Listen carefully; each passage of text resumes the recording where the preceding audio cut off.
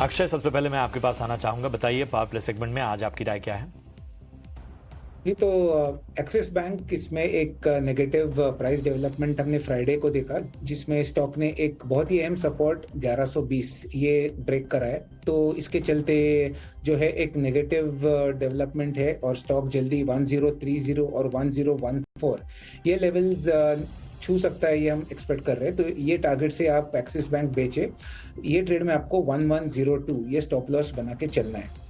दूसरा trade Ipca labs. तो Ipca labs जो है डायग्नोस्टिक स्पेस से बिलोंग करता है और ओवरऑल इसका अगर आप प्राइस स्ट्रक्चर देखें तो एक कंफर्मेशन मिल रहा है प्राइस चार्ट पे कि 1500 एक सपोर्ट बेस बन चुका है और अभी एक स्टॉक एक ब्रेकआउट की तैयारी कर रहा है जो करीबन 1620-30 के आसपास ब्रेकआउट जोन है।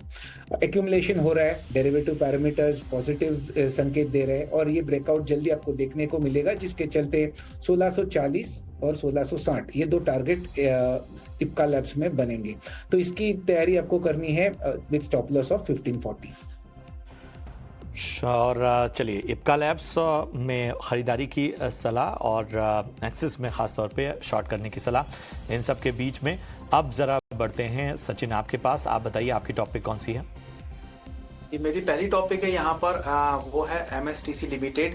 बिकॉज स्टॉक में एक लंबे करेक्शन के बाद में एक पुल बैक मोमेंटम कंटिन्यू होता हुआ नजर आ रहा है। मुझे लगता है कि एक फर्दर रिबाउंड यहाँ पर कमिंग डेज में देखने को मिल सकता है। आज के ट्रेडिंग सेशंस में भी स्टॉक के अंदर एक अच्छा मोमेंटम है। स्टॉक अपने लोअर बॉलिंगर बैंड्स के आसपास के सपोर्ट्स फाइंड करता हुआ नजर आ रहा है। साथ ही साथ में देखिए तो एक फ्रेश वॉल्यूम्स इनिशिएट होते हुए दिखे हैं, as well as daily charts पर एक बुलिश कैंडलस्टिक पैटर्न्स फॉर्म होता हुआ नजर आ रहा है। तो मुझे लग रहा है एक अच्छा लाइक कमिंग डेज में ट्रैक्शंस यहाँ पर देखने को मिल सकता है। सो बाइंग की सलाह रहेगी एमएसटीसी लिमिटेड के अंदर। डाउन साइड में जो सपोर्ट्स है, जो स्टॉप लॉस रहेगा वो 675 का रहेगा। अपसाइड पोटेंशियल्स मुझे लग रहे हैं एक बार 745 तक के टारगेट्स यहाँ पे देख सकते हैं। मेरा दूसरा कॉल रहेगा बीडीएल के अंदर। बिकॉज रिसेंटली हमने एक अच्छा अप मूव देखा था, उसके बाद में स्टॉक स्लाइड करेक्ट हुआ है, बट वापस एक मोमेंटम्स कंटिन्यू होने की पॉसिबिलिटीज यहाँ पर स्टॉक के अंदर नजर आ रही है। स्टॉक अपने इमीडिएट 50 डेज के मूविंग एवरेजेस के आसपास में एक सपोर्ट को फाइंड करता हुआ दिखाई दे रहा है। तो मुझे लग रहा है बीडीएल में कमिंग डेज में एक अच्छा मोमेंटम जो है वो देखने को मिल सकता है। यहाँ पर बीडीएल में बाइंग की सलाह रहेगी। डाउन साइड में एक स्टॉप लॉस है,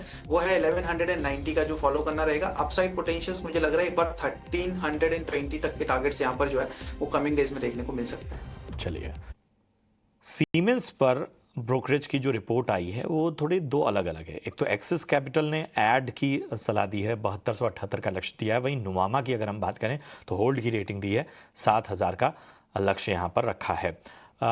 बताएं सचिन, क्या करना चाहिए सीमेंस पे? दो ब्रोकरेज, दोनों की बिल्कुल डिफरेंट राय। ऐसे में सीमेंस पर क्या रणनीति लेकर आगे बढ़े? हाँ देखिए, सीमेंस पर अगर हम देखें यहाँ पर daily as well as weekly charts पर, तो एक near to the supports levels जो है वो स्टॉक मूव करता हुआ दिखाई दे रहा है। आज के ट्रेडिंग सेशंस में करीब 6642 के आसपास के लोज इसने टेस्ट किए हैं और एक इमीडिएट सपोर्ट था नियर अराउंड 6550 के अराउंड।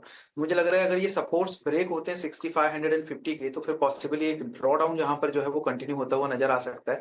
और 6550 के नीचे स्टॉक्स के जो टारगेट्स रहेंगे करीब 6200 और 6000 तक के लिए जो है वो डाउनसाइड मोमेंटम कंटिन्यू होने की पॉसिबिलिटीज है। जिस तरीके से डिक्लाइन हमने यहाँ पर फ्राइडे के ट्रेडिंग सेशंस में देखा है, और उससे पहले भी जो है करीब 8000 के आसपास का एक रेजिस्टेंस फेस करने के बाद में स्टॉक में जो है वो एक टर्न अराउंड आता हुआ नजर आया है। हायर साइड से रिट्रेस होता हुआ नजर आया है। अभी momentum readings as well as volumes पर अगर फोकस करें तो सारे इंडिकेटर्स जो है वो एक बार यहाँ पर डाउनसाइड मोमेंटम ही इंडिकेट कर रहे हैं। तो मुझे लग रहा है 6550 के एक सपोर्ट्स ब्रेक होते ही एक बार डाउनसाइड मोमेंटम करीब 6200 6000 तक के लिए यहाँ पर एक्सपेक्ट किया जा सकता है।